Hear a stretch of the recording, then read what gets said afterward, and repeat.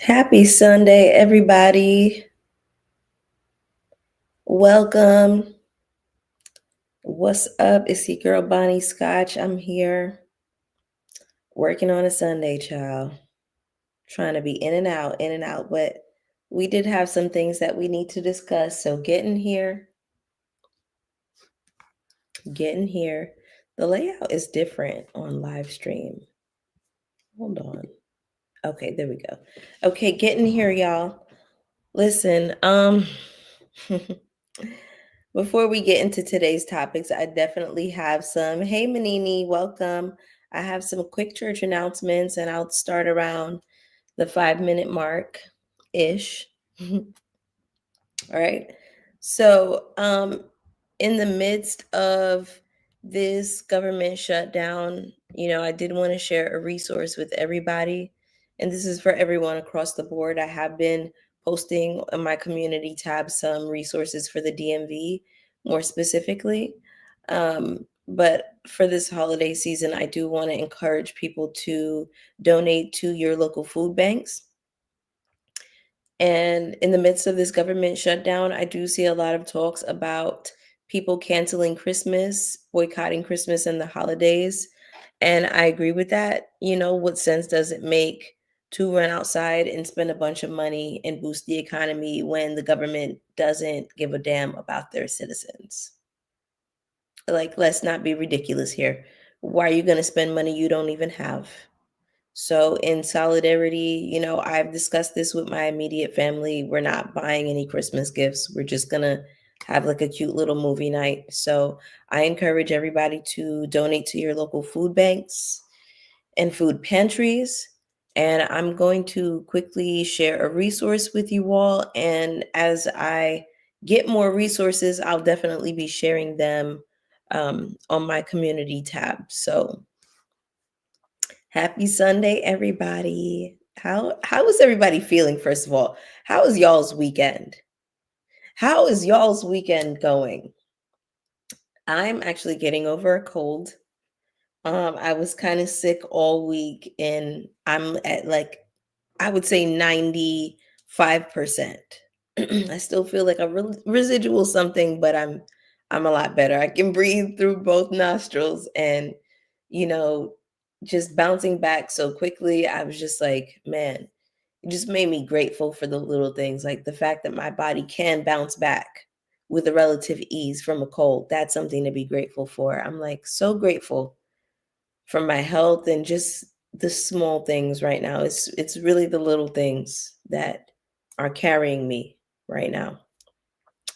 But how was y'all Sunday? Did y'all eat anything good? Did y'all watch anything good? Tap in with me. Let me know what's going on. Hey, Jameer. Happy Sunday. Hey, I always say Matt Tosh, but is it Matt Tosh? I'm so sorry if I mispronounce that. I feel like I'll be butchering these names sometimes. Hey, Matt. Hey, Shay. Thank you. Have y'all watched Women in Cabin 10? No, I haven't. What does it come on? I actually just quit Hulu, so but I'm like, damn, because there's a show that's coming out on Hulu with Tiana Taylor and Sarah Paulson and a few other people that I really want to look at when it comes out. Hey, Jasmine, I'm about to add Walmart to my personal boycott list after I learned that a lot of their own employees need food stamps and they lobby to not raise the minimum wage. Oh my God in heaven, that is a mess. That is a mess. So, hey, UKP, welcome, y'all. Thank y'all so much for. Thank you. Thank you, Santana. Jameer, my mod is up in here. I've had a good weekend. I'm glad you had a good weekend. Yes, you are early.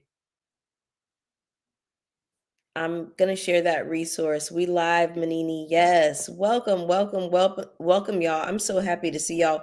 Y'all, I have not been having just like the best week in general.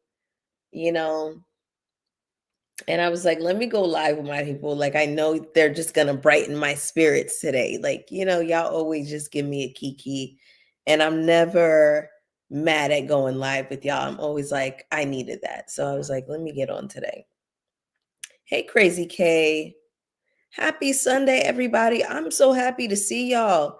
Listen, I have some chicken thighs I took down that I need to season when I get off of here. Let me share this quick resource before I get any deeper into it. I'm gonna share my screen with y'all really quick. I was just speaking to the government shutdown, and we are not spending any money in this household. We're not doing any Christmas gifts. So let me just share this with you all.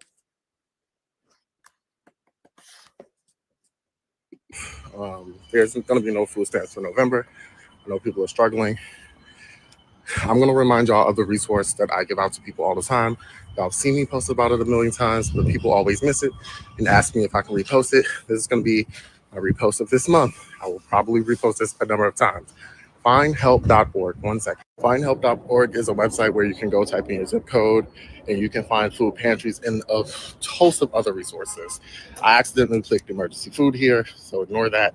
But if you go down to food, and then you click on food pantries.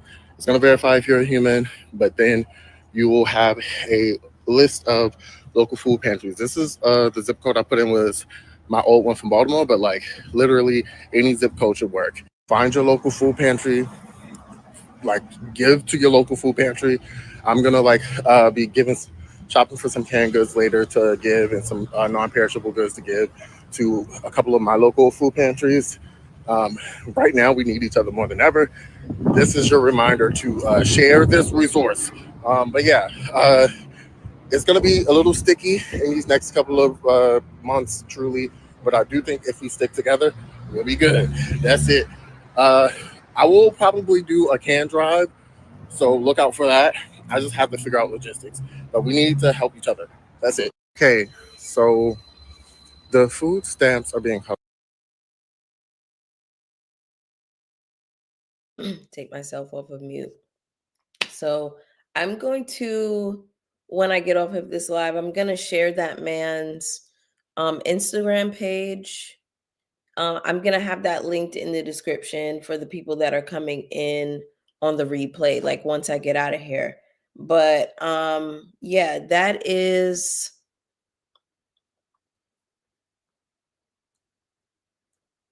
his name is Five. I don't know how to pronounce that. I'm going to just leave his at in the chat really quick. So you can find him on Insta.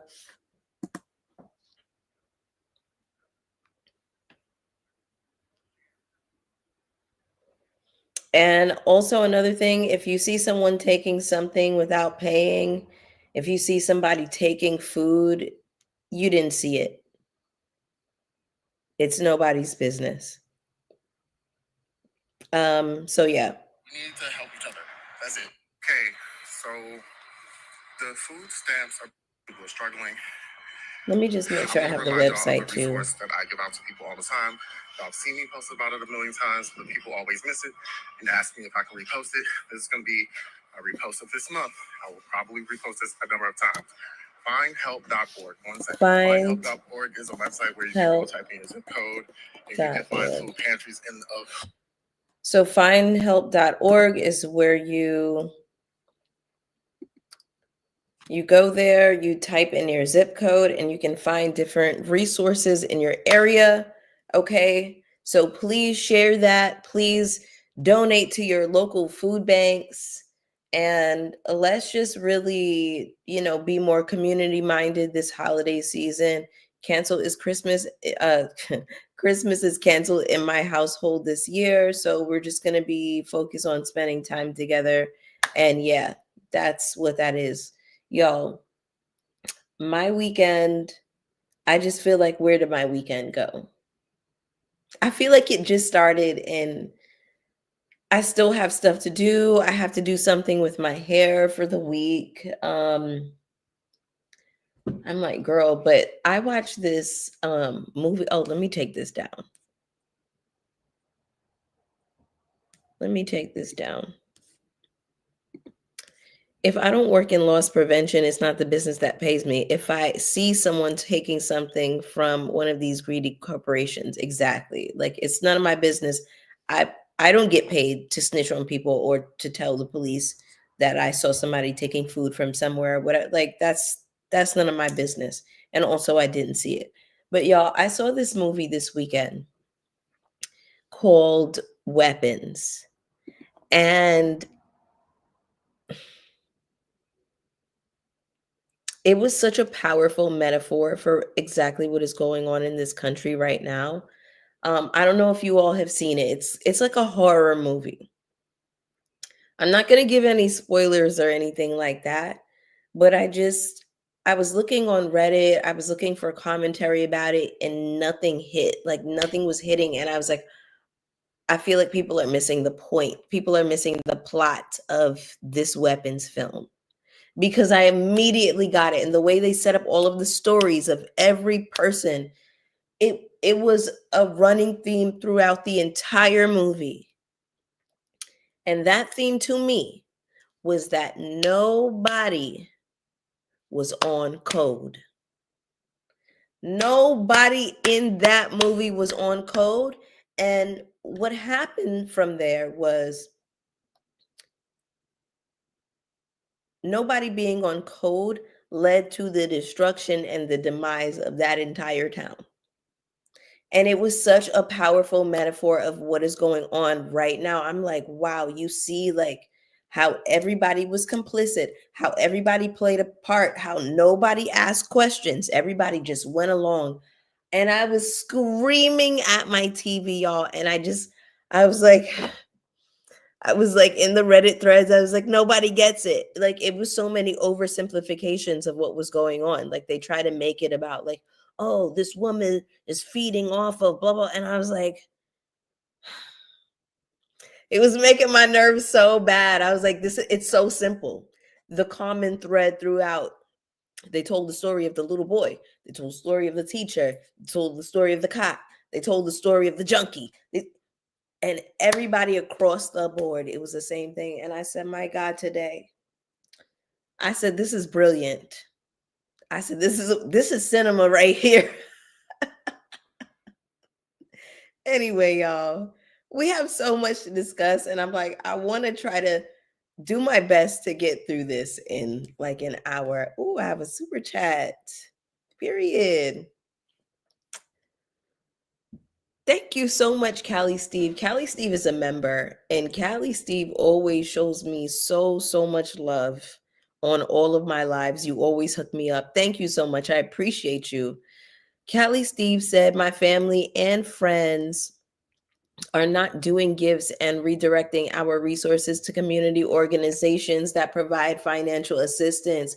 We are also donating our miles slash rewards points to help orgs. Wow. Yeah, this is the type of time that I'm on right now.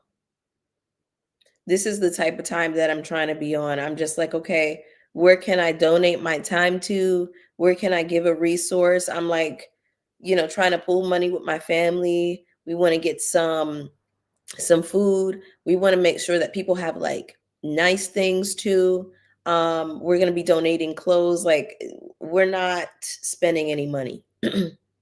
So I really, really love this. And I love that so many people are in the spirit of this and in the spirit of like what I was just talking about with weapons, how nobody was on code right now. Now that we see everything that is going on, we need to be in alignment with one another more than ever. Okay. Speaking of getting on code, I need us to get on code about this AI shit, y'all. Stop with the Sora. Stop with the AI pictures. Stop asking Chat GPT stuff that you can just look up yourself. If you need AI to summarize your emails, if you need AI to take notes for you, baby, you got bigger issues. You got bigger fish to fry.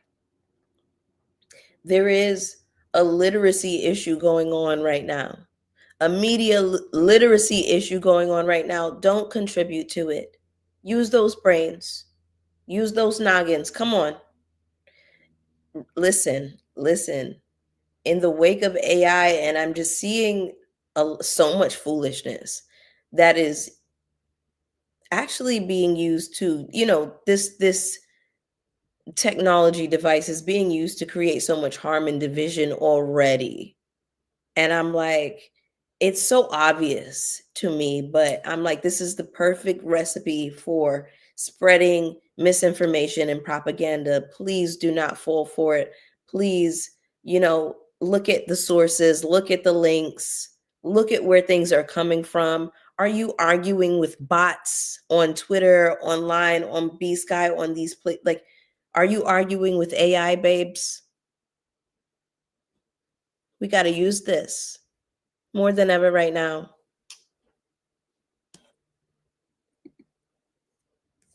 I said I was going to start at the 5 minute mark. It's definitely 15 minutes.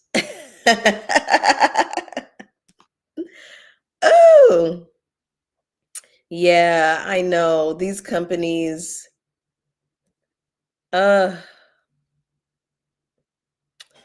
can I share something that cracked me up while we're on the topic of AI really quick? We're going to get into our hot topics, but something that I just found so funny that I saw on Blue Sky the other day.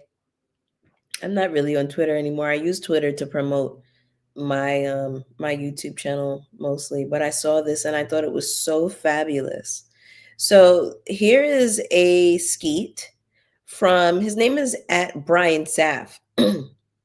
This is his skeet. He said, "One of my coworkers is a huge fan of ChatGPT because he likes the way it writes his emails.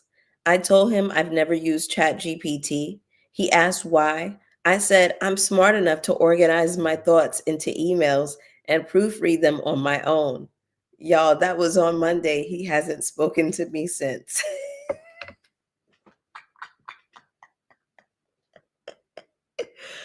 I love that. I'm sorry. That's so funny. Yes.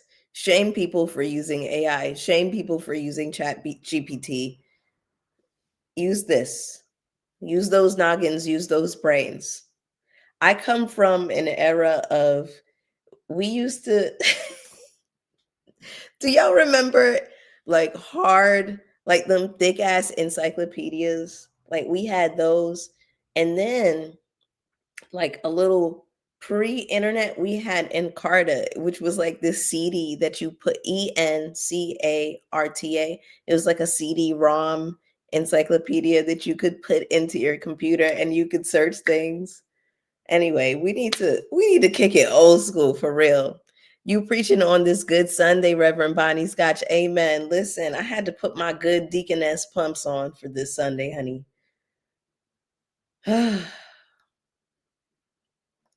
People don't realize AI is misleading and gives misinformation. Also, I just want to reinforce something. A technology is only as good as who programs it. So, it will have a technological bias.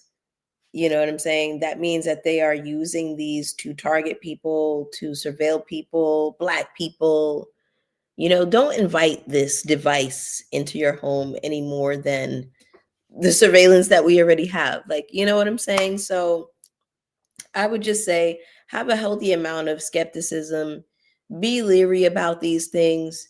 You don't need it. Also, not only that, y'all, AI is ugly. When I see y'all's AI thumbnails and I see like the little cartoon dictating the words, I don't click that. I don't support that. It's no shade to the girls. It's no shade. Okay? Just do a voiceover. I don't want to see it. I don't need to see AI.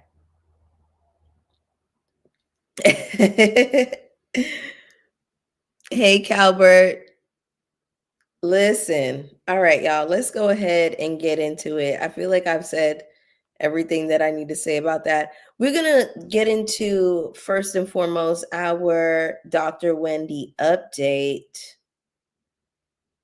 Actually, yeah, why not? Let's just start with Dr. Wendy, okay? So I'm going to I said I was gonna start at 5 minutes and I was just a chit chatting. But sometimes it bees like that. I'm happy to be with y'all. Time flies when you're having a good time. So, I'm never mad at that. All right, let me go ahead and share my screen, honey.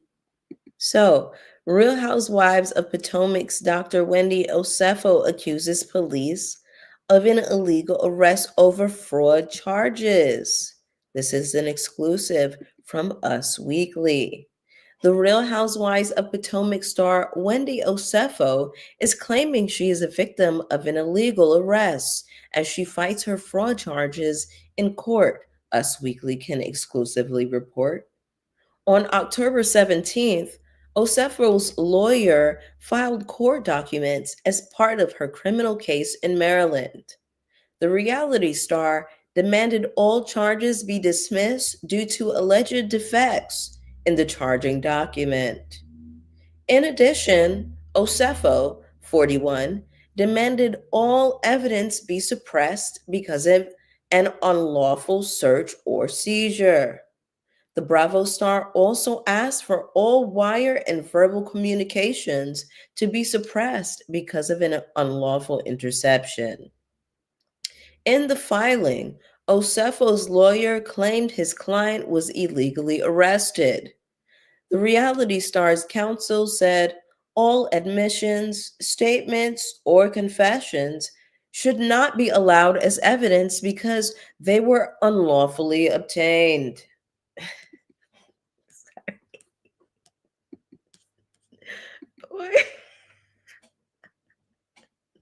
I couldn't even keep a straight face. I'm so silly today. Anyway, y'all, I don't have a whole lot to say about that specifically, except for this. I'll say this. No, don't say that. Illegal arrest. Illegal arrest doesn't mean that they didn't do this. Listen, they're not saying we didn't do this. That's not what that means. What this means is the way in which you all obtained this information was illegal, and this needs to get thrown out. Y'all,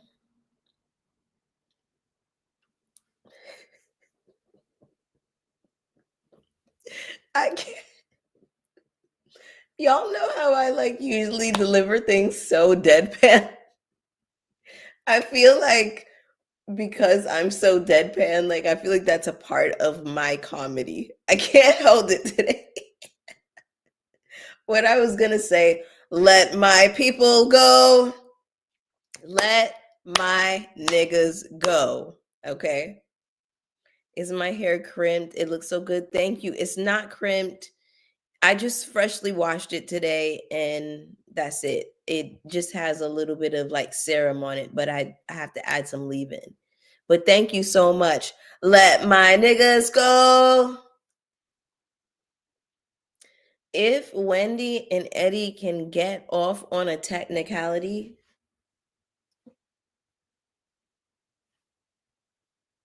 what's the problem? What's the issue?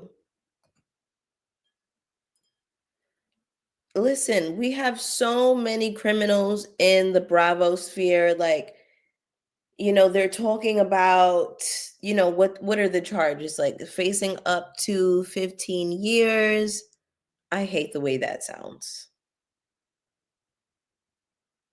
You legit deadpanning the fuck out of us 90% of the time. Thank you. But like, I just feel like so many people have gotten off, or like, let them pay a fine or just do very, very minimal time. You know what I'm saying? And my hope for Wendy is that she can learn from this, approach this situation with some humility. I don't know if I actually see her coming back to the show, to be honest. I really don't know. Like, if you're going to come back to the show, you got to have some big, big, I mean, That is a move where it's like, I just know I got a fat pussy and I know I can recover from this and it is what it is. You know what I'm saying? Like, if she comes back to this show, you just got to take your lashings, right?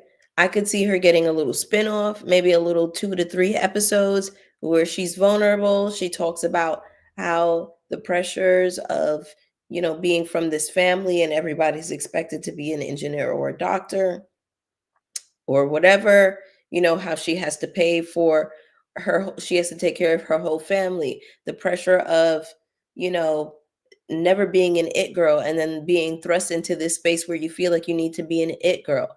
Then you can speak to the pressures of, remember last year Miss Susan came on there and she was talking about how, oh, you was late on paying my allowance.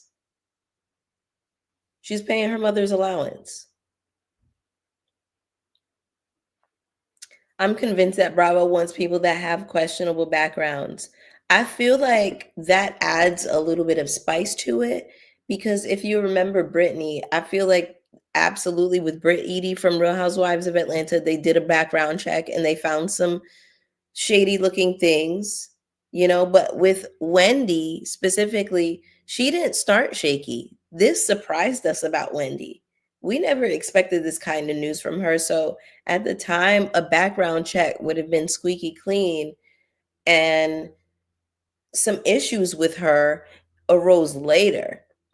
She decided to delve into criminality way later into her career. Most people don't go down that road. So they should do a special and she be vulnerable and, you know, let that be her redemption arc. Tell the truth. Be honest about where you were and where your head was at. I want to know, it doesn't really matter to me whose idea was it, but you just because somebody presents an idea to you doesn't mean you have to go along with it.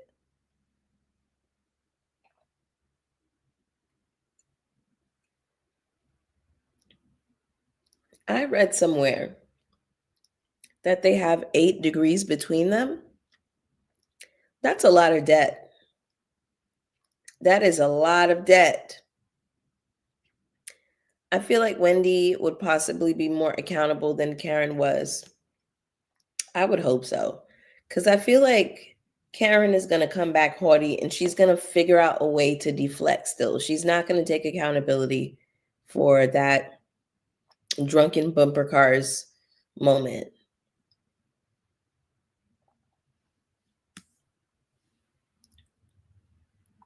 Okay. So they do have 8 degrees between them. That is a lot of debt.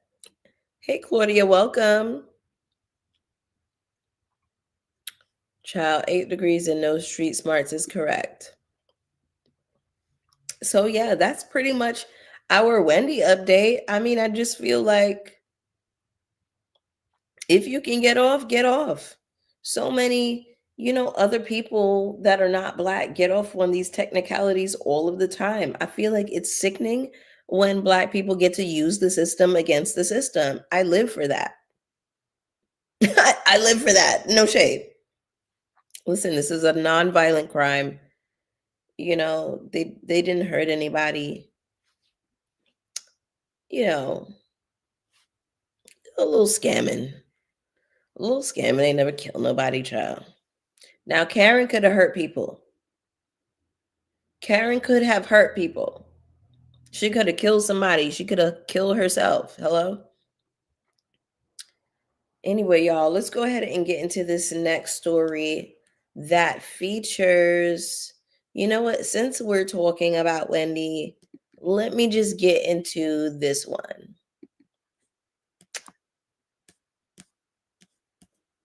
before I get to Stacy Rush. I was going to talk about Stacy, but instead,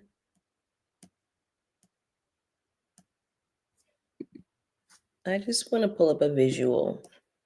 I want to pull up a couple visuals for you all, actually. I want to add this to the stage. Okay. Now, this one is concerning Tamra Judge. And now, I'm sure so many of you have heard this by now. that Tamra Judge, which franchise is Tamra from? She's from, yeah, she's from the OC. Okay. This is from Us Week. I just wanted to share this visual with you all first and foremost. OC, thank you, y'all. Thank you, Brianna.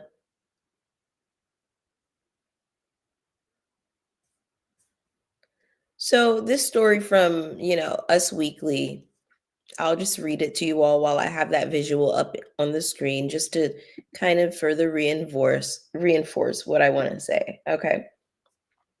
Tamra Judge is spilling tea on a message she allegedly received after the Real Housewives of Potomac's Wendy Osefo and her husband Eddie Osefo were arrested on fraud charges last week. The Real Housewives of Orange County Star 58 claimed on Tuesday, October 15th, episode 2 of her Two Teas in a Pod podcast, that she revealed a DM from Wendy's neighbor expressing doubts about Wendy and Eddie's claim of a home burglary in 2024.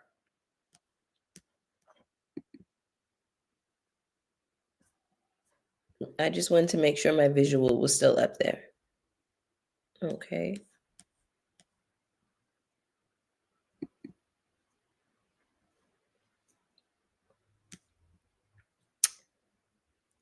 Her neighbor slid into my DM, she said. Basically, they all got notices on their front door or in their mailbox that there had been a burglary at Wendy and Eddie's house. And instantly, the whole entire neighborhood was thinking, this is insurance fraud, Judge said. Judge added, she goes, we were all saying, no way. I don't know if the area we're in I don't know if the area where they're at is not known for burglaries, but she is on TV, so that's a different level. But they all thought something was kind of shady about it. All right, so that was pretty much it, but I just wanted to leave this up on the screen for a moment there. Okay.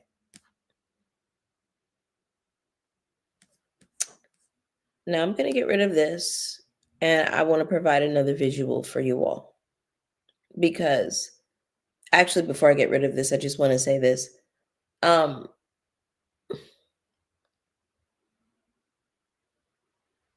it could be just me.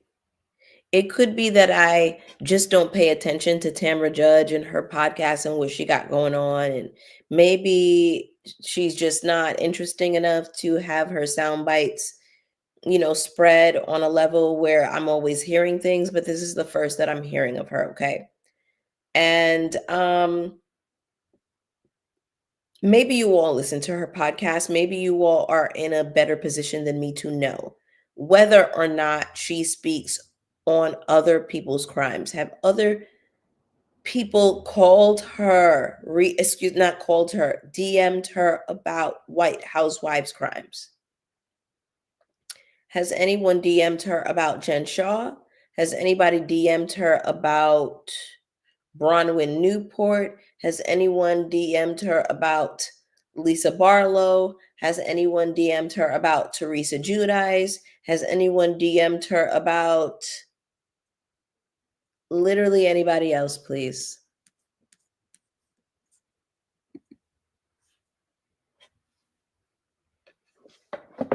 I just wanted to demonstrate a visual because I think that this is a part of the issue here.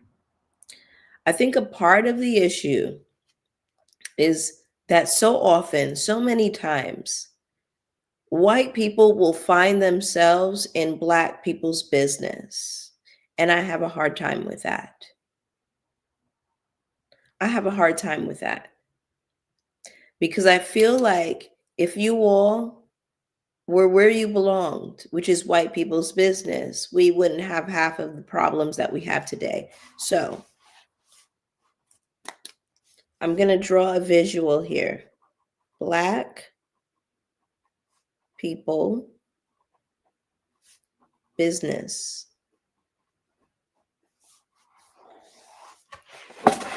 This is black people's business right here. Okay. This is white people over here in this area. Okay. So a lot of them, let's just say this is a large group of them right here. This is y'all, but this is where y'all be.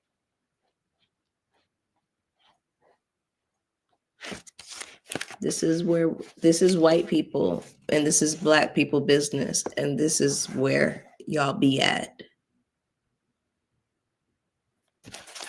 However, this down here is white people business, right? Down here. And instead of being here where y'all belong, because this is where y'all actually belong. This is where y'all need to be. Y'all roundabout find your way here. And I'm trying to understand that. Because if y'all were in y'all own business, which is down here,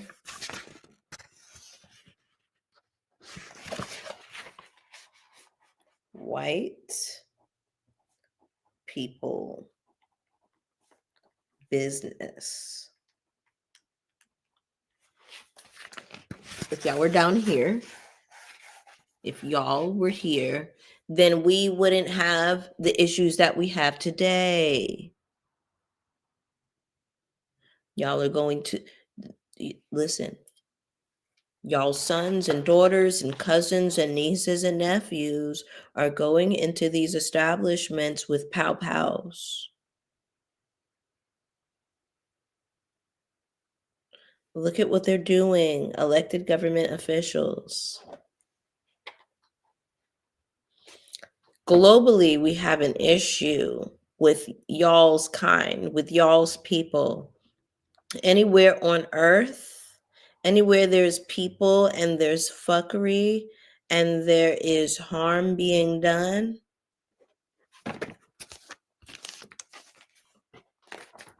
y'all are at the root of it. Y'all are at the center in other people's business as well. So this is other people just in general that are not black as well. And this is where white people find themselves as well. Everywhere but white business. What's going on? Everywhere but where you need to be. The business you need to be attending to right now is in that White House. The business you need to be attending to, Tamra Judge, is in the motherfucking White House.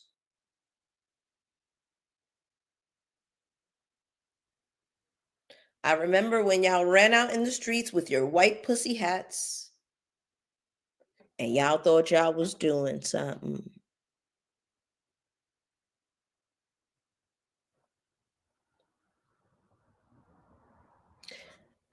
This is the problem now. I need everybody to get the fuck on code. Get on code. Get on code. White people getting white people's business.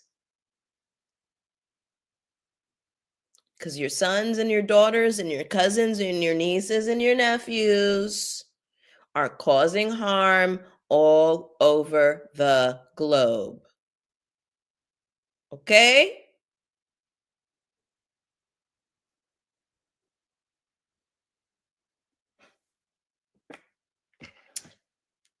Let's go ahead and get into our next story, y'all. Let's talk about Stacy Rush. Let's talk about Stacy. Okay. Gonna pull something up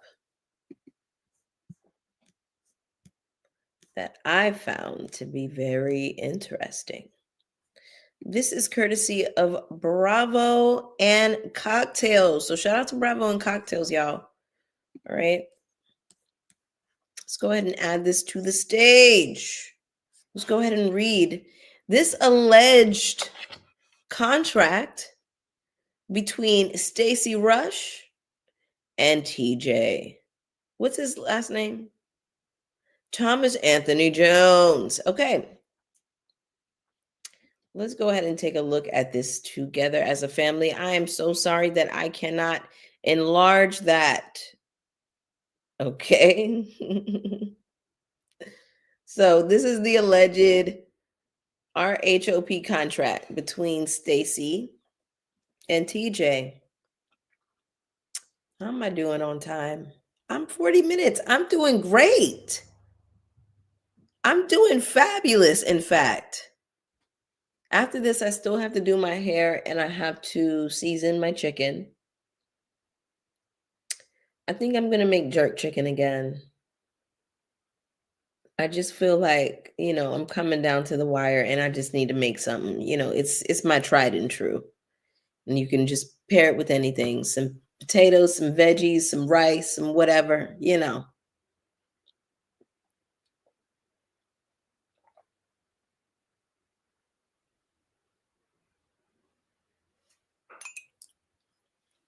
I don't know if y'all watch Bell Collective. I haven't watched it in like 3 seasons. But I remember there was this guy on there who's married to, I can't remember, one of the girls. But what's his name? He's the one that keep cheating. Damn, that probably doesn't narrow it down. But he's dark skinned. He kept cheating on the main one who's like trying to get the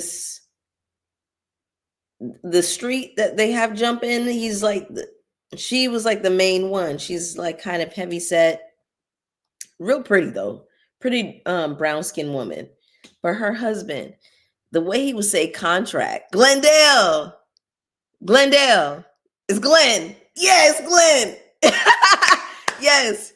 But I don't know if y'all ever heard him say the word contract.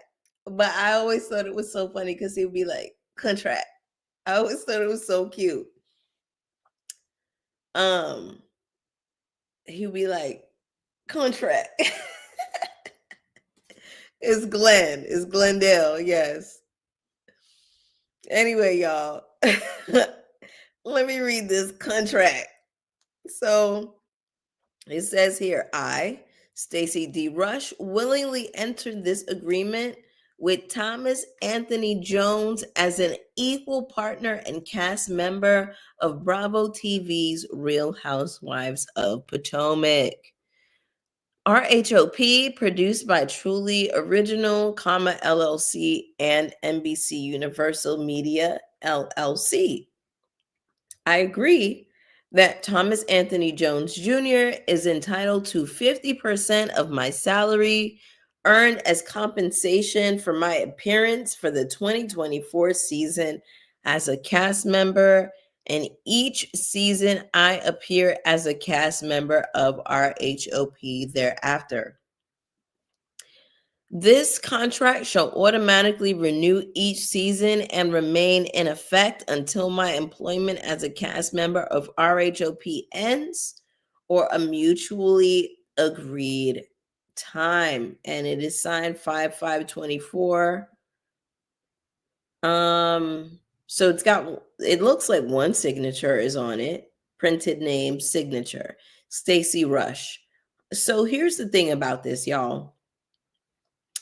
Now, even though it does, let me take this off the screen. Now, even though that contract does look like it was written up by 3 toddlers in a trench coat, in court, it would hold up if it was indeed signed by Stacy. But here is the glaring issue that I have with this. Why would anyone sign this? Y'all, this doesn't even make sense. This doesn't even explicitly state if TJ shows up, if TJ continues to make appearances, he will benefit 50%. 50%, why would he get 50%? That's going off the assumption that he literally shows up in every scene with her, which he doesn't. And then the other thing is like,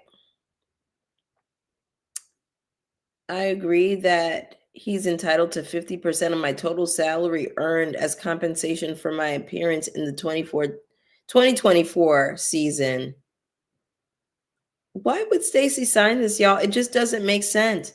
And I feel like Stacy is a smart woman, even though she comes to the show and she plays up this blonde kind of thing. You know what I'm saying? I have this thing about,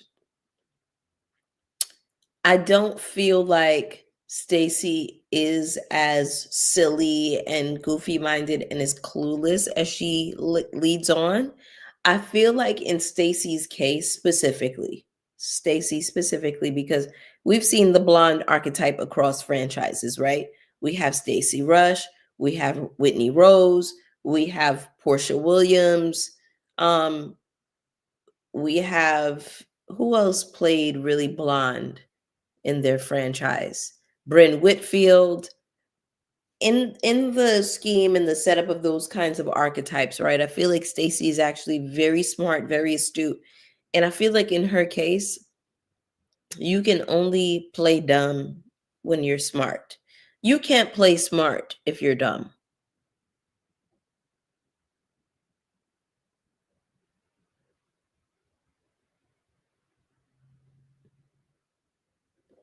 So I don't understand why anybody would sign this. It doesn't even exclusively state that he has to continue to show up to get paid. It's just essentially saying, that they're equal partners.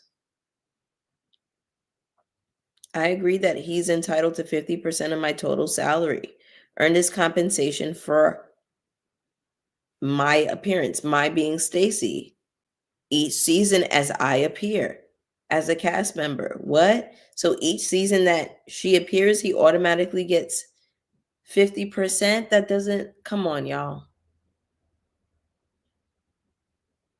Come on, let's be very, very serious here. Also, it's only signed by one person. I don't see multiple signatures on it. Like, what? Printed name signature, Stacy Rush. We have to assume that that's Stacy's signature. I don't think that it is. Baby, Char, this is the motherfucking one right here. I wouldn't even agree to give my husband 50%. Baby, that's the one. My husband, baby, it ain't a soul alive that would get 50% of my motherfucking check. Nobody. So TJ would get 50% of her check?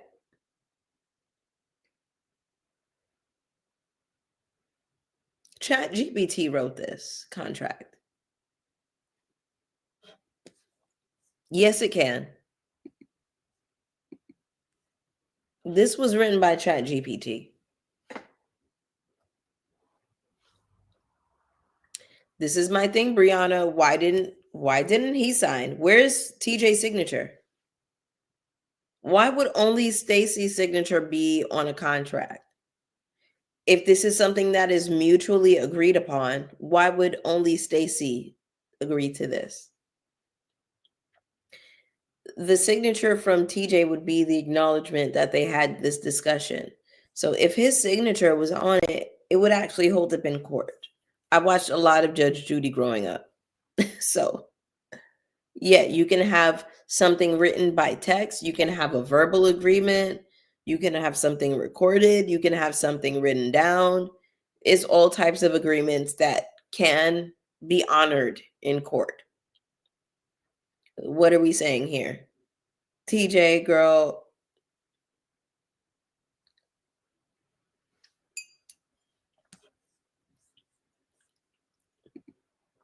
Chat GPT definitely wrote this.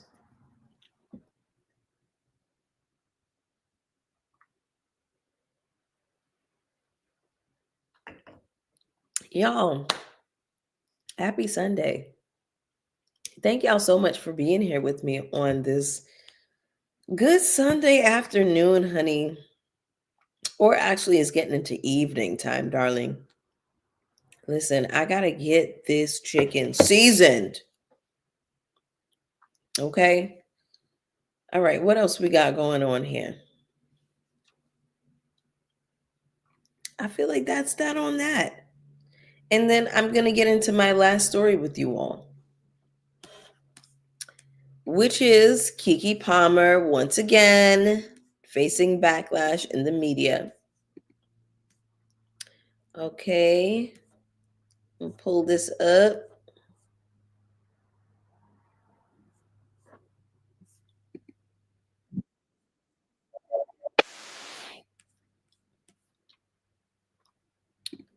All right. So,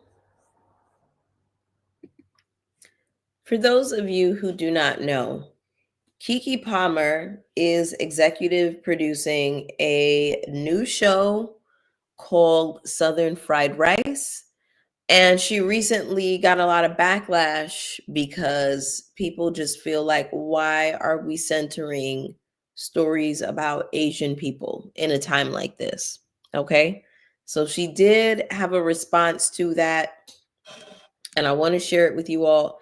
Actually, I'll play the trailer as well for this new show. Share my screen, of course.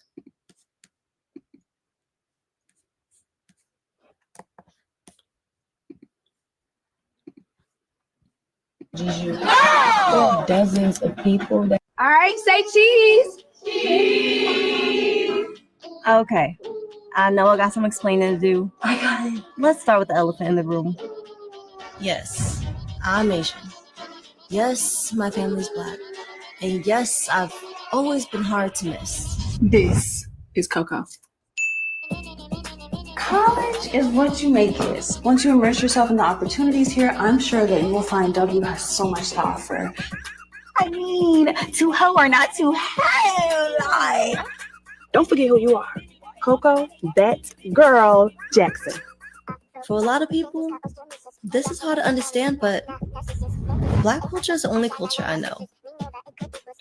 Okay. Tiger, tiger, pride, pride, W, you know. For every person that prejudges you, there are dozens of people that. All right, say cheese. Cheese.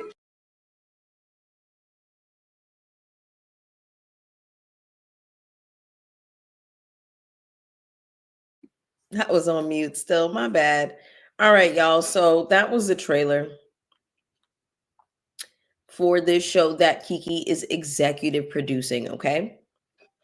Now, I do want to share with you all the response to the backlash as well before I fully get into my thoughts, because she did address this. So I do want to speak to everything, but I want to approach this in, a balanced way, because I get what everybody is saying here, but we going to talk about it. So let's just get into her response really quick, okay? Share my screen one more time.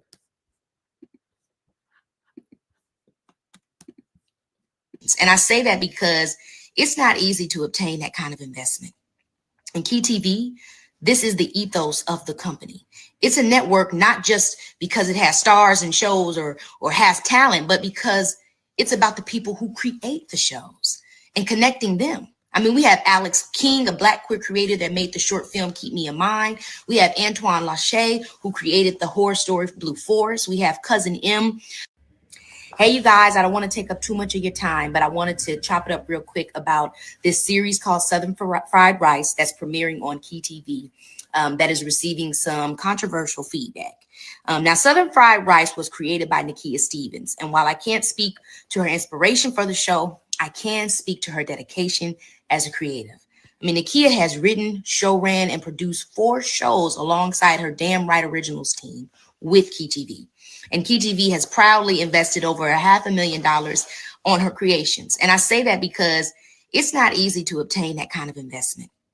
In Key TV, this is the ethos of the company. It's a network not just because it has stars and shows or has talent, but because it's about the people who create the shows and connecting them. I mean, we have Alex King, a Black queer creator that made the short film Keep Me in Mind. We have Antoine Lachey, who created the horror story Blue Forest. We have Cousin M. Hey, you guys, I don't. In that first video, Keke says it's about the people who create the shows, but I understand what she's saying when she says that, but it's also about the people who watch the shows, right? Because, you know, what about the consumer? What about how the audience is feeling about what you are presenting to them? You get what I'm saying? Let's listen a little bit more to what she has to say. Force. We have Cousin M by a father and son duo, Rosero and Eric McCoy. Chelsea Sanders, who created Make It Make Sense and Unlabeled by Lawrence Murray. Chelsea also did Dear Keke. Look, what you like is subjective, but the support of Black creatives is not.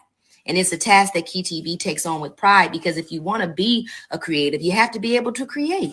And that takes money. And it's Key TV's mission to find the funds for you to be in practice, for you to experience trial and error, and to take your projects off the page and get more than one chance to do it in action. So whether you like it all or some or none, I say give these creatives a chance to grow as we continue to grow in supporting them. So God bless you guys. And like I said, Nakia has Southern Fried Rice that's coming out most recently, but she has Nepotista, Ho and Tails, and Psychology of Fuckboys. That's also some great stuff for you to check out. Take care. Thanks for listening.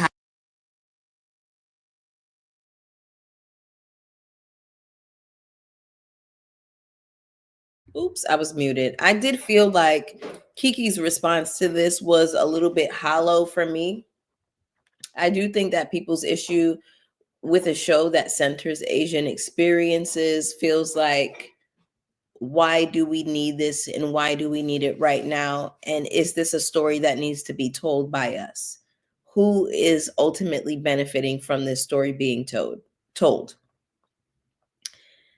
And no shade, but it's like with content like this at a time like right now, it just kind of feels like, who cares? You know, like, why do I care as a Black person about an Asian woman raised in a Black household going to an HBCU? Now, that doesn't mean that it's not a good show. That doesn't mean that there isn't some clever story being told or whatever the case is. But I understand why people say that they don't care. And I just feel like it's a little bit lazy and it feels hollow for you, Keke Palmer, in a time and in a climate like right now to just say, well, oh, she's a Black creator, so we got to support Black creators. Can I just say this? I'm not one of those rooting for everybody Black people. I personally am not rooting for everybody Black. I'm not. It's a lot of cooning going on. No shade. All tea, all shade. It's too much cooning and tap dancing going on for white acceptance for me to just support everybody, to support every Black creator. I need to know what the agenda is. How do you feel about yourself? How do you feel about your culture? How do you feel about where you come from? Everybody Black don't get my support. Cause sometimes niggas be on some bullshit.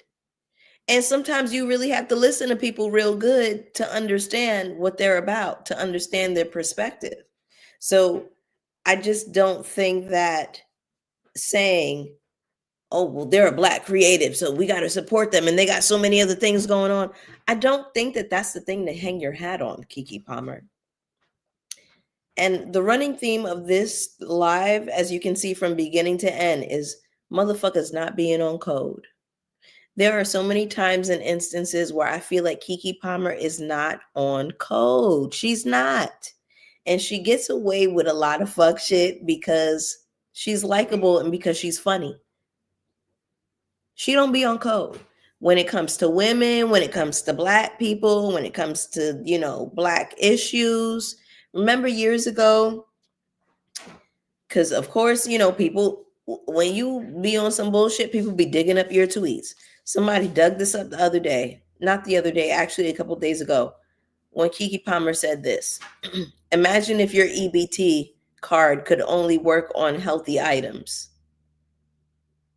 She literally tweeted that. That was in November of 2020. That was at the top of the pandemic. So there's a clear line of delineation, demarcation between Black people and Black rich people. And they always wake it up. They always let us know what type of time they're on. Because what the fuck do I care what people who are on EBT, what do I care what they're spending their money on? If you want to spend it on motherfucking chips, if you want to go and get some motherfucking chicken wings, if you want to get fried rice, if you want to get McDonald's, if it sometimes it's a matter of what you have access to, what you have energy for. Everybody don't got the motherfucking energy or resources or to go and get a healthy meal. Baby, let me tell you something. I went to the Harris Teeter on Thursday. I spent $100 on one bag of groceries. One. I'm sorry for getting loud, y'all. My sister is laughing. But I just get so pissed off at stuff like this because I'm like, let's be serious. Not too long ago, Keke Palmer did an interview with Offset, and she's asking him a bunch of bullshit ass questions. And I'm like, why do you even have this man on your platform? He is literally in the midst of dragging Cardi B, a pregnant woman, through court. He's trying to take money out of her pockets. He's going after her money right now, after her assets. And instead of Keke taking him to task about that, she's asking him a bunch of bullshit. She had to snatch down the episode of her and Jonathan Majors because she was getting a bunch of backlash about having him on the show after he, had his domestic assault incident with the white lady or whatever. She is never on motherfucking code. And I'm like, Keke Palmer, sister, babes, wake up. Wake up, bobblehead. What's going on upstairs?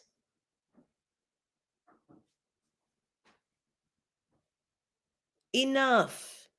Now, listen, of course, people are welcome to watch the show and see what's going on and see if it is something that could resonate with them. I encourage people to do that if you have time and you want to, but I also don't blame people for feeling like, why the fuck do I need this? I don't care about some Asian woman who was raised by niggas going to a HBCU. No shade.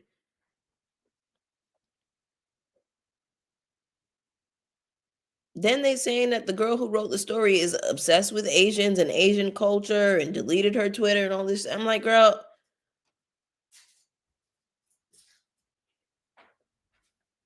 sometimes people do need to think about the stories that they're telling. Who needs this right now? In the wake of, because I wanted to speak to this as well. I saw some other conversations coming up that I found to be really interesting. Let me pull it up. All right, say cheese.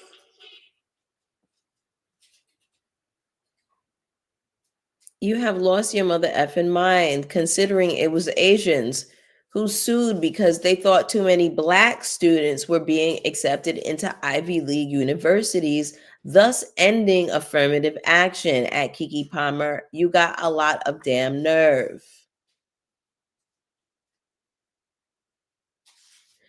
If it's one thing Ms. Palmer gonna do, is make the most tone-deaf decision at the most inopportune time imaginable. LOL. Y'all, people are not feeling this. People are not going for this, and I can't say that I blame them. I don't know what's going on with Keke. I don't know what's going on with her team, her people. I can't understand it. You know what I'm saying? But I just feel like to have the history in Hollywood that you do, to have this breadth of knowledge that you do, I would think twice. I would think twice if I had this kind of power, if it came across my table. And I ain't nobody. I just hit 6K on YouTube, girl. Like, I'm just getting started over here. But it should encourage you to think about what could potentially come across your table. What stories are being told? Who needs to be centered right now? You know, so many times where I hear about Black people trying to break into the industry of, you know, beauty supply, whatever. But we know that so many Asian people own these beauty supply stores that sell back to Black people. And I remember there was this one particular business owner in LA, and she was saying she faced so much discrimination rather, because so many of the vendors that she was buying from, they were Asians. And her business had to close down because they didn't want to sell to her. And I just find, you know, I don't want to stoke any tension between these communities because I know that there's a long-standing tension. Um, you know, when you consider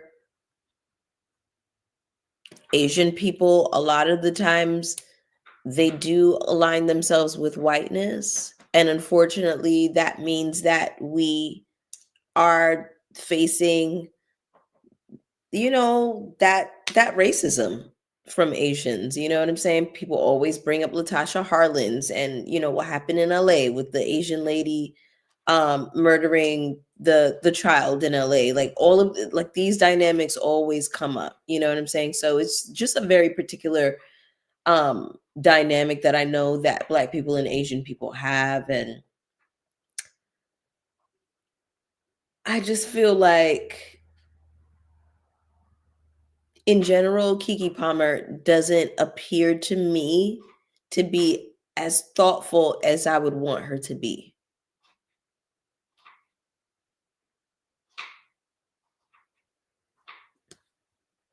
You know?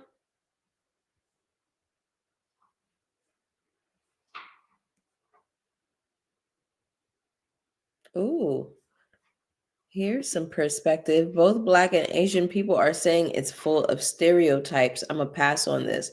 Yeah, I'm gonna pass as well. I definitely was not gonna tune into it. I would be interested in hearing what, you know, you all have to say if you all would tune into it, but there's already so much content on there, so many shows to catch up on, so many things to do. It's not something that would be high up on my list personally.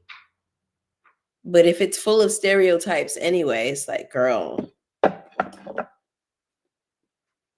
don't know. I just feel like Keke Palmer is always on the wrong side of history, y'all. Like, what is going on? I don't understand. It's just interesting because I feel like sometimes people, and it's not to say she didn't work hard for where she is, right? But I just feel like it's so many of the moves are so easy. Like, it's just easy to like read the room, and I don't feel like she reads the room ever. Like, ever. Um Baby, this one right here. Proximity to whiteness is a common feature and asset of some of the Asian communities. Baby, look at how they voted. If you really want to get into it.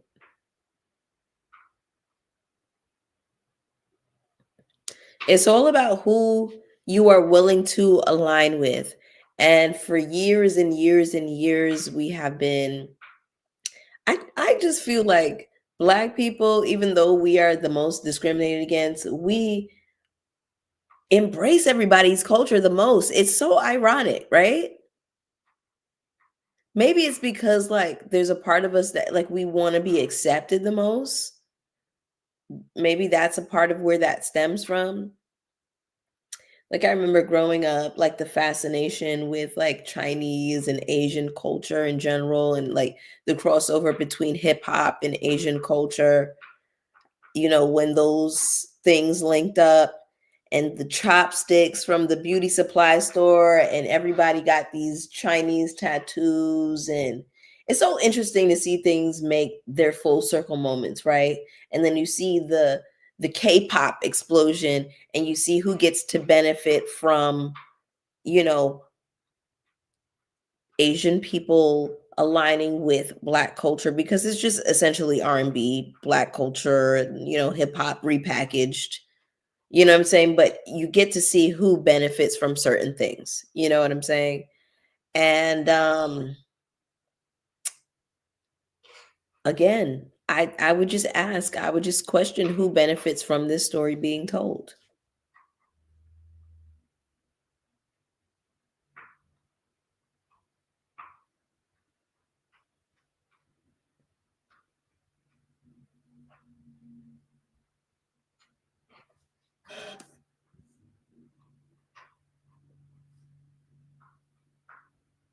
Ooh, are you dreaming right now? I was an election coordinator in Chinatown in Chicago last election. Y'all don't even know just how white they want to be. Mm. Can we ever get free? Are we ever going to get free, y'all?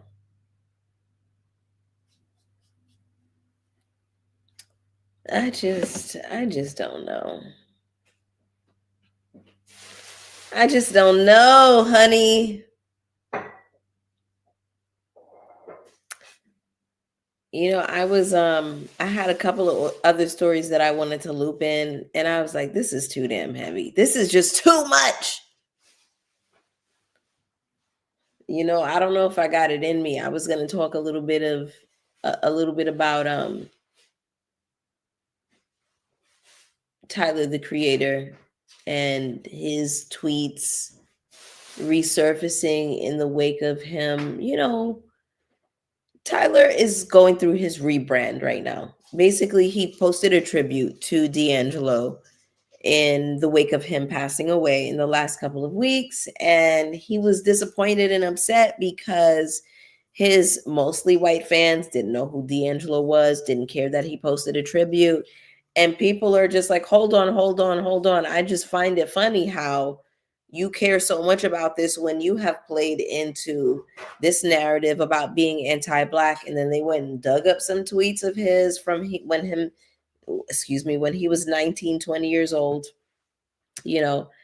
and here's my thought about that.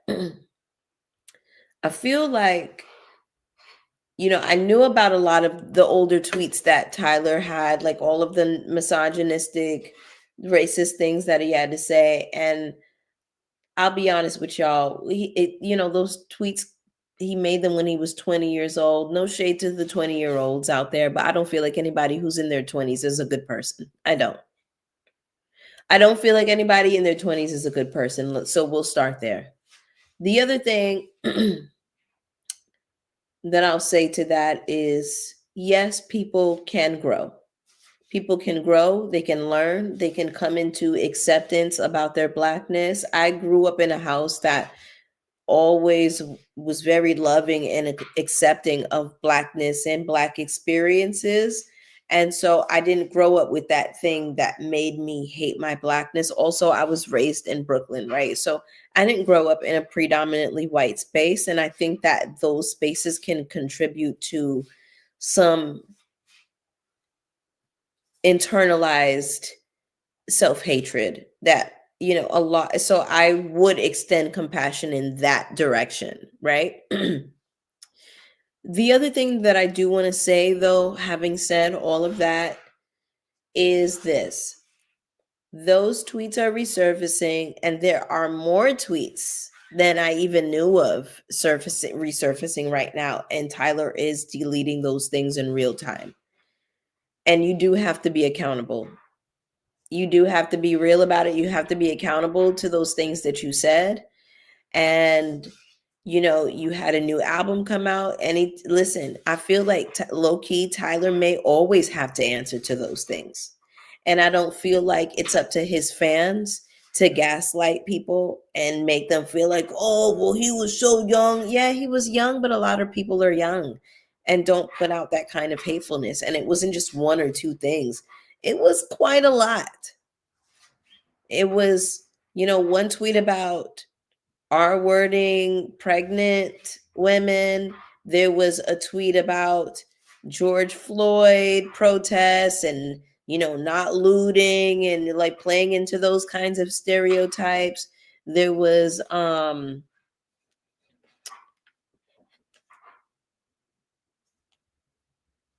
he said, I hate Black History Month. Why the F do you have all the effing excuse me, why the F do you still have to effing separate niggas still? Oh, it's paying homage to our heroes. F that.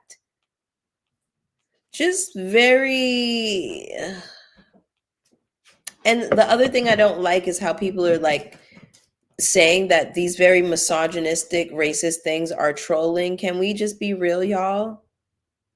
If it were a Caucasian person tweeting these things, we would be very concerned. We would be concerned with putting them on a list. Some of the stuff that Tyler was tweeting was like, you belong on a list, babes. In a padded room, maybe. It was giving padded room tease. Listen, I understand he was young and he was a baby at the time, but sometimes you do have to contend, you have to answer to the amount of hate that you put into the world. It doesn't matter how young you are, baby. And I'm saying this as a person who likes Tyler, the Creator. I enjoy a lot of his music, and I see the ways in which he has grown. I do. But I think it's unfair to expect that everybody's just going to be okay with the shit that he said once upon a time, just because you happen to like his music. Don't piss in my cup and call it chamomile tea. You can't do that.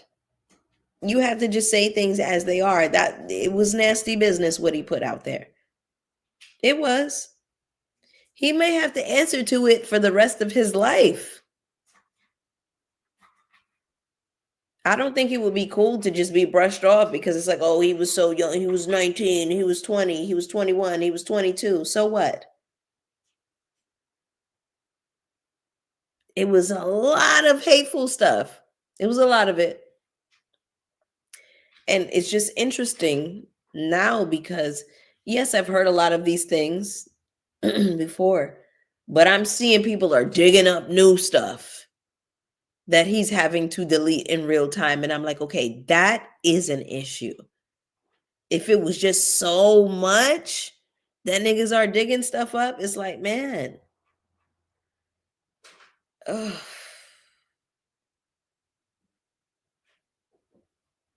Anti-Blackness continues to just wreak havoc on our lives, doesn't it?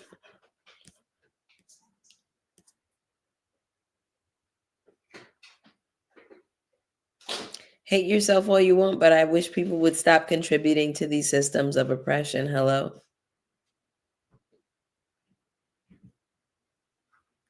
Oh, wow. I didn't know about the KKK photos and some of those tweets. Some of this stuff is new to me, and I've been listening to him since I was in high school. See?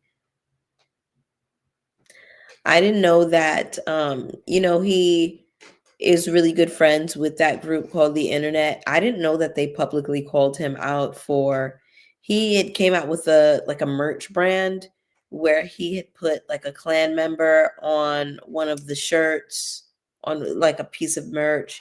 and he had put like this Sambo figure with big lips or whatever, and his whole thing was like, oh, I'm trying to educate the white audience about this because they don't know about it. No, you weren't.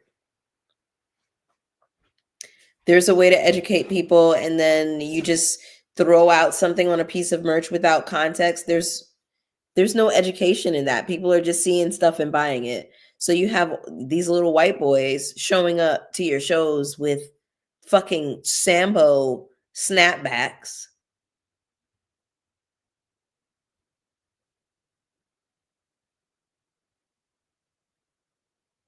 Be very fucking serious, Tyler.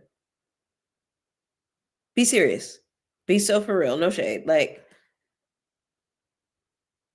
and I would say that I'm a fan of his music. I think he's very talented as a musician. He is.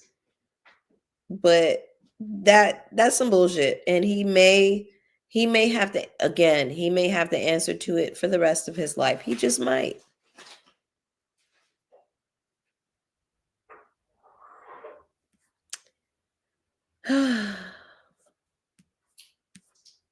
But yeah, y'all. Thank y'all for joining me on this Sunday. I appreciate y'all. I only intended to get up here and chat for an hour. But I have to do my hair. I have to season some chicken. I have some other things I need to get into, child. But I just came up here to have a little chit chat with my peoples, you know. Damn, I should have added Tyler to that thumbnail because I originally had him up there. I might as well, right? But I was like, it's Sunday, you know, it's heavy. It's so sad how hard black guys go down the anti-black pipeline. Listen, they have been so invested in getting us to try to hate ourselves for a long time. And they were successful. Cuz it's up here. How can you make people believe that they ain't shit, that their culture ain't shit, that they're ugly, that their skin, that their hair, their texture, everything about them, you know, everything we're going to market in the media, all of this beauty shit is going to be geared towards them. How can we get you to change your this, your that, your hair, your complexion, them I bleach out them skin, all of that shit. Everything is about anti-blackness. So to be black and to love yourself in this space, in this day and age, is a very radical act. So if you black and you watching this, I love you. And love yourself. And look at other black people and find something that you admire about them. And find something that you find beautiful. Even if you don't say it out loud. Kind of try to, you know, reverse the effects in your mind. You know what I'm saying? Period. I love Tyler. When Odd Future were together, unfortunately, he's one that thinks white is better than blacks. Oof. Yeah, I never got into like them Odd Future niggas. I did like, actually, like I remember when he was with Odd Future, like, but I wasn't into them. But he had this dude on his team. He was a producer, and his name was Brandon Deshay, and I really liked like a lot of his production and his music and stuff like that. So it was kind of some stuff that I did like, but for the most part, I was like, this is not for me, you know. But yeah. Thank you so much, Jimu. I appreciate you for coming in and showing love. Love you too, Bonnie, and chat. Y'all some real ones. Thank you.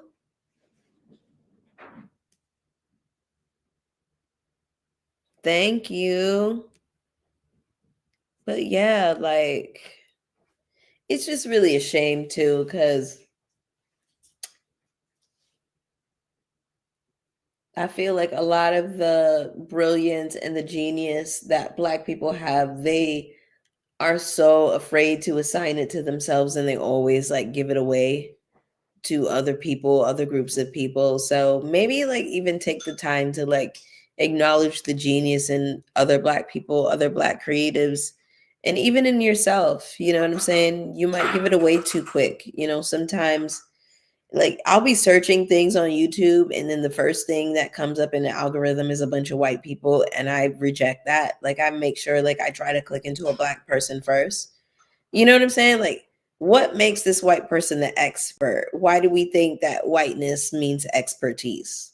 Why is that always pushed? You know what I'm saying? It's like you got to push back against little things like that, those little biases that show up. You know what I'm saying? Hey, Jabril. Thank you for joining. Sharjay, I appreciate that. Thank you. Yes, I get tired of others eating off of us, then saying we don't have a culture. Listen, they tried to convince Black Americans that they don't have a culture, and maybe they started believing it. Oh, it breaks my heart. It hurts my heart. Remember when years ago, Michael B. Jordan was talking about how Black people don't got no folklore? I'm like, have you read Toni Morrison? Have you read Zora Neale Hurston? Have you read like any of the girls? What are we saying here? What are y'all talking about? Y'all just be saying anything. Just be saying stuff. Have some damn pride in where you come from. If you from Alabama, if you from Mississippi, if you from Atlanta, if you from Texas, if you from Florida, like that's your folklore right there. Where your people are from, that's your culture. And everything can be traced. If you're from Detroit, if you know about the Great Migration, those people usually come from Louisiana and Alabama. But what? Then I hate the division between, everybody in the diaspora, and it's like, oh, West Indian people, they're in touch with their culture. We were dropped off on a boat just like y'all. Represent your city. Study where you're from. Like have some pride and some culture. Start going to those parades that y'all have in groups. Teach the children in your family about things that went on in the family, things that you can be proud of. Extend Black History Month to every month. There are so many Black people, Black figures that are unsung. So many legends in your family. Unsung heroes. Hello? Stop feeding into the propaganda. Don't believe it. They love putting mics in front of dumb entertainers and people. Child. Black History 365. Hello.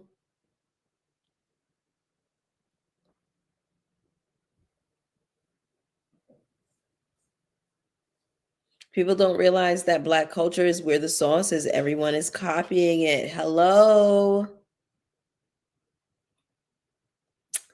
Anyway, y'all, I'm about to get out of here. I got to season some chicken. I got to do my hair. I got to get ready for Potomac in a few hours. I love y'all so much. Thank y'all for joining me on this good Sunday. Thank y'all. Y'all made this a good one. Y'all made this a great one. Thank you. I love y'all so much. Please eat something good. Eat something good, okay? This is the kind of anti-Black propaganda that will feed into AI. Hello? Listen, before I get out of here, I did see something about this that I found to be very interesting. I'm going to loop back into the AI conversation because it's driving me crazy. I do want to speak to this before I jump out of here, y'all. Okay. Thank you, Jameer. Jameer, shout out to you. Okay. Ariel and Raina are resting on Sunday, and you are my only mod in here holding me down, and I appreciate you so much. But I just wanted to share this in the vein of AI and disinformation, misinformation, propaganda, foolishness, fuckery, anti-blackness, etc. This is a tweet from, a skeet from uh, SR Miles author. They said the bots are getting more and more sophisticated and they are targeting Black people in order to surveil and discredit. These apps are not safe spaces. So we have this one tweet, or skeet rather, from somebody named Isabel Patrick. And it says, "My name is Isabel Patrick. I'm a widow with one child. I'm from Virginia, USA. I'm single, 38, and have been battling alcohol addiction for 10 years. Today marks the year and 10 days of sobriety and a total of 365 days, 375 days." So it's some random Black woman who looks like she's tweeting about her sobriety journey. And then when I go to the next picture,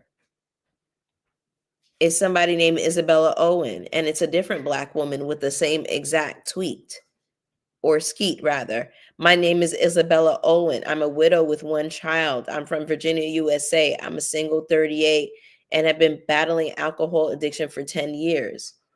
What the fuck, y'all? Who talks like this?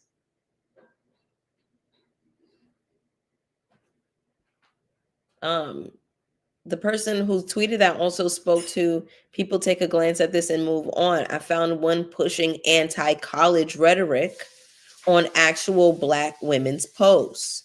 It's a full-on counterintelligence program.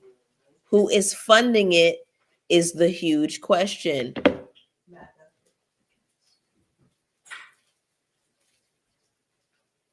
Y'all already know the answer to that.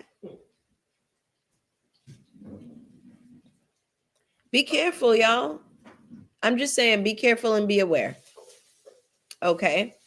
Y'all are going to see a lot of fuckery ramping up online.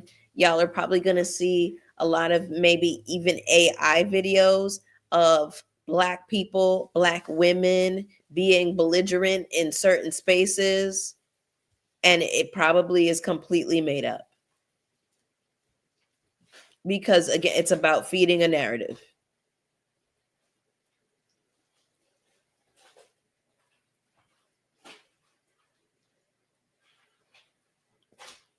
Y'all should watch this series called Homeland that came out in 2011. One season showed how these think tanks have entire companies with people working, creating bots, to see negative content. Y'all already know who benefits from that. I know I don't have to spell things out because y'all are such smart cookies. And that's why we right here. We be right here. Okay. So I just wanted to leave that with y'all. Stop using Chat GPT, stop using AI. It's ugly, it's harmful to the community, it's polluting the communities. Do we want clean water to drink? You want to be able to take a hot shower at night? Stop using AI, babes. Use your brain. Analyze your email. Take your own notes, okay? I love y'all so much. I love y'all so, so much. Have a good week. I'm going to see y'all tomorrow for Potomac. Small group of people manipulating a whole population of people. Hello? Why you think that the girls wanted to shut down Jimmy Kimmel the other day? And then we're learning who is taking over ABC and NBC, and a very small group of people who want to control the information. And what does that lead to, babes? Propaganda. If you can control the media and you can control what people watch and what people see, we already know that these people are fucking idiots. They don't know how to verify a source. They don't know how to see if a link is real. We know that motherfuckers see that things are blown up in bold letters and they think it's a real headline and they take it and they run away with it. No verified sources or links or anything, Jesus.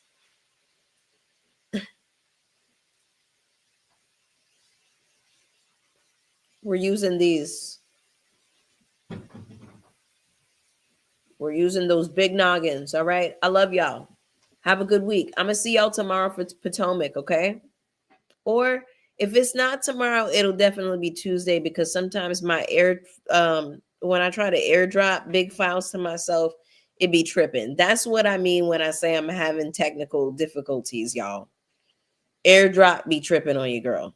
So I love y'all. I'm going to see y'all tomorrow. Mwah. Bye.